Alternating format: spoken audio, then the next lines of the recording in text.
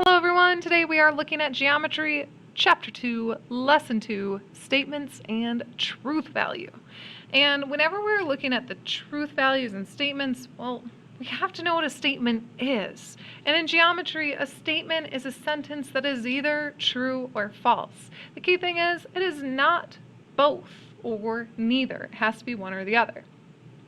So when you're looking at these, the Bible is the Word of God is either a true statement or a false statement. So that means it has to be a statement. And we know that is a statement that is true.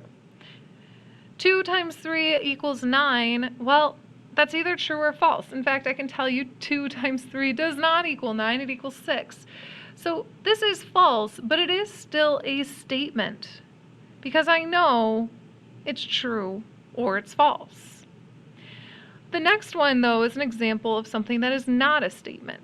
X plus 5 is equal to 23. And that's because this could be either true or false, and we do not know because we don't know what x is. If x here is 1, this would be a statement because I know 1 plus 5 is not equal to 23, so it would just be a false statement. But if x was 18, this would be a true statement. So since I just don't know, it's not a statement. So I'm just going to write N for not a statement. And our next one kind of follows along the same lines. Is it true, is it false, or is it neither? Life began through an act of creation by God. Well, that's true, and that's always true, so that has to be a statement. 8 plus 7 is equal to 10. Well, that's false, but hey, I know it's a statement because it's either true or false. And would you like cake? Well, yes, I'd like cake, but that's not a statement because it's neither true or false. It is a question.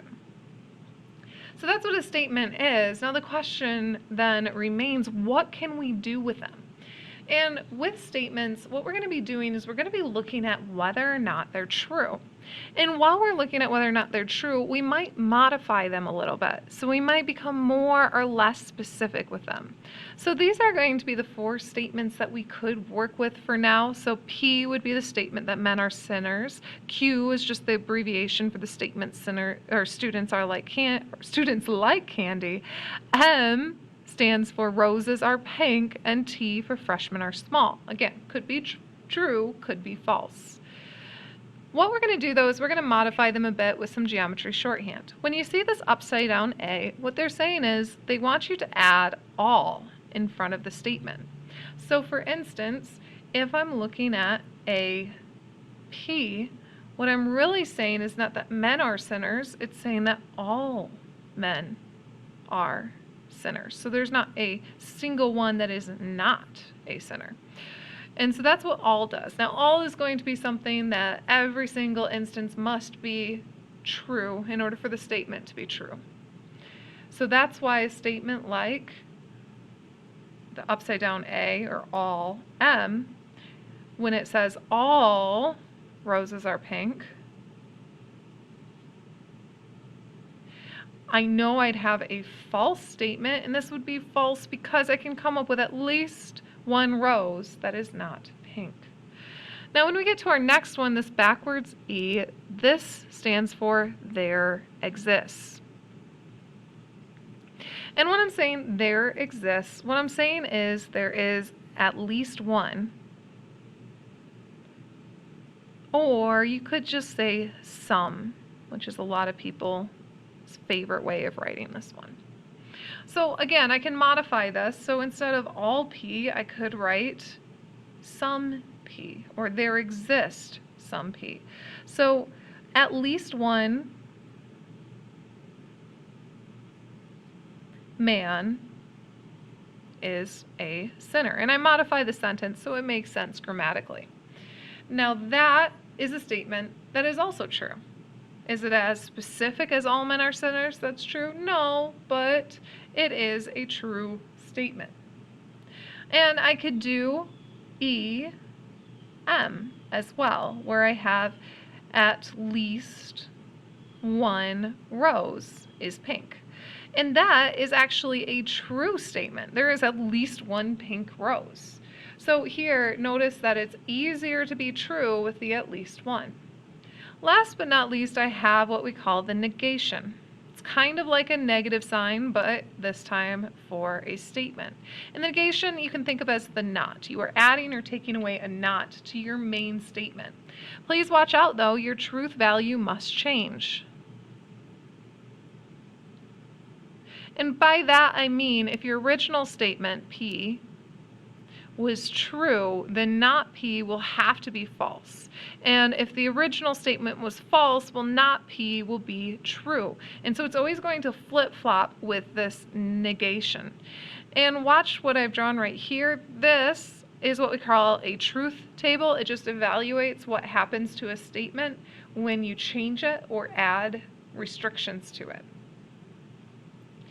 So watch for these. We can do a not EM. And if I'm doing that, I want to say at least one rose is not pink. But the problem is, at least one rose is not pink would actually also be a true statement. So I'm going to have to change that at least one rose so that it would be false. And that means its exact opposite is actually that all roses are not pink. You can kind of do the same thing with this one. I have all men are sinners. If I want to do the negation of that statement, I want to say all men are not sinners, which is false. But you kind of got to look at the all here. The all is actually going to be undone by only one thing. So at least one man is not a sinner. And that's going to have the opposite truth value. And it only takes one to prove an all wrong. So anytime that you're trying to negate, the negation of this will turn into an all. And the negation of an all will turn into a there exists. And the main statement is where you will place or take away the negative. So I'm going to leave these ones for you to look at. You can pause the video and try them out. Well, I hope the last few ones went well, but you can check them with me in class tomorrow. What we're going to be looking at next is another combination to do with statements. Only this time, instead of modifying a single statement, what we're going to do is we're going to combine statements in two different ways. And what we are going to be looking at are the conjunction and disjunction of two statements. When we're talking about the conjunction of P and Q, we're saying that we have a compound statement, in other words, a statement that combines two smaller statements using the conjunction and. Now in and, what we're saying is that both statement P and Q are true. So both of them have to be true in order for the altogether conjunction, the whole statement, to be considered a true statement. And if you have trouble keeping track of symbols, notice that this symbol looks a whole lot like our intersection symbol. And this is very similar to the intersection, and here's why. If you're looking at our intersection of sets, what we're saying is that A and B need to be true at the same time, right? It has to be in both of them, not just one. So you can remember it that way. It's going to be the overlap where both are true.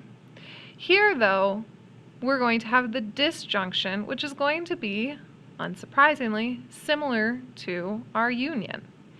And in this case, a disjunction of P and Q is a compound statement that combines P and Q using the conjunction or. And when I'm saying or, what I mean is at least one statement is true. So both of them don't have to be true, just one of them. And that kind of makes sense here. If I wanted to look at the union of A and B, it just has to be in A or it has to be in B. It doesn't have to be in both. Now let's look at how these will end up being true depending on the smaller statements. So we're making a truth table here using these little P and Q's to kind of like come up with overall when will our conjunction and disjunction end up being true. So here, if P is true and Q is false, The conjunction would have to be false because a conjunction is only going to be true when both of the statements are true.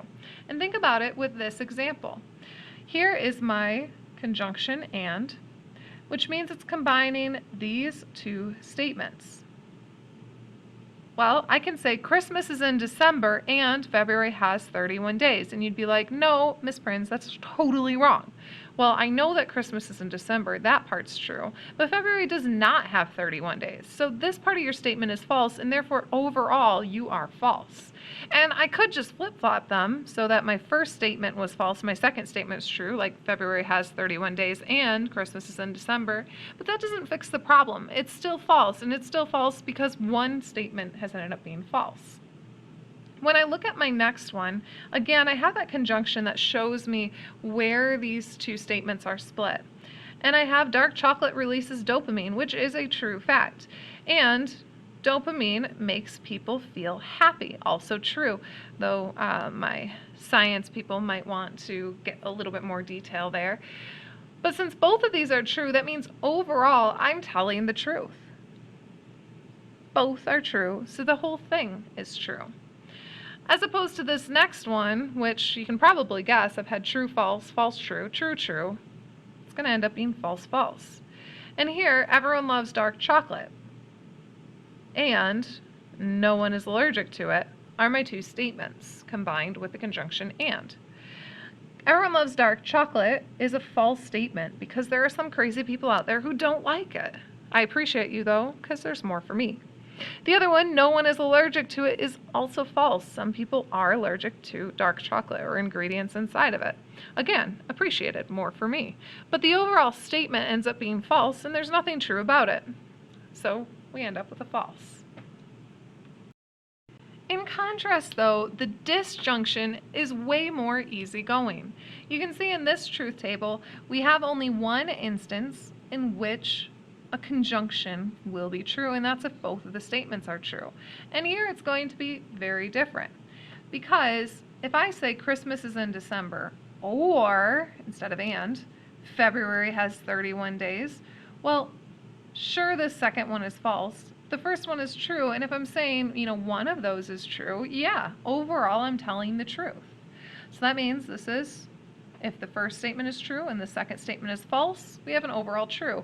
And again, I could reverse that. I could have started with my false statement, February has 31 days, or Christmas is in December. And as long as I still have one of those true statements, overall, my end result will still be true.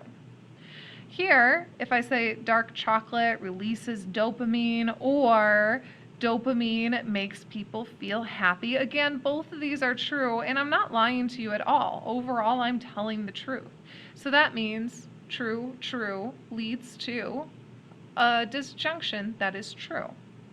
It's only in the last one where I say everyone loves dark chocolate, or no one is allergic to it, where I'm not telling you any truth. Neither of these are true, so my overall statement is false.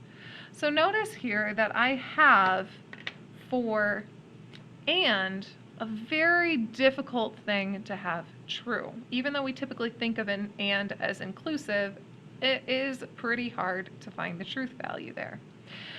In or, we're going to have a lot more things that are going to result in a true statement. So or is actually going to be the easygoing one, even though we typically think of it as a more picky word in the English language. The last thing that we're going to check out is going to be on a separate video, and that's how to do a truth table for something that has a ton of statements in it. Check out the separate video for that one.